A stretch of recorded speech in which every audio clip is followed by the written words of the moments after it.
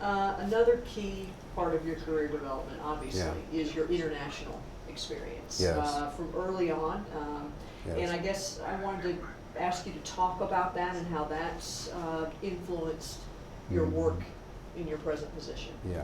International experience, I think, is becoming very, very important now for corporate communications executives, and frankly, any executive, because everything is global and the internet has democratized decision making. But in my mind, the most important lesson of an international experience is that it teaches you how to adjust to change. And if you follow the axiom, success is how well one adjusts to change, and you can apply that in life to relationships, to economic cycles, to moving towns or cities or schools or jobs.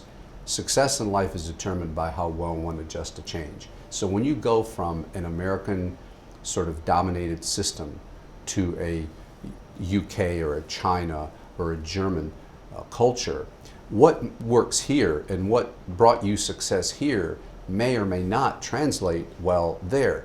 And what I notice is some people, when they deal with a challenge or or adversity, and we all do, because there's always an element of surprise when you go into a foreign land. What they tend to do is they fall back on their comfort zone. They tend to double down on what they did here in the US, thinking that they would prevail or overcome that challenge. That doesn't work. And I saw that firsthand. Rather than thinking through the situation, stepping back and finding an end around or coming up with a creative way. So it forces you and compels you to adapt and change your thought process, your behavior, your judgment, your tactics, your approach, depending on what's appropriate in any particular culture. And if you can convey that in a very authentic way, people will work with you more so. I think you can be more effective that way. And certainly relationships in most of these countries are really the most critical aspect of business. And if you don't understand, let's say, the nuances of how those relationships works, or the etiquette or the norms or the mores, then you will fail. So in essence, in life, we always have to reinvent ourselves. We always have to learn something new. And when you're working internationally, you're doing that constantly, and it's exciting.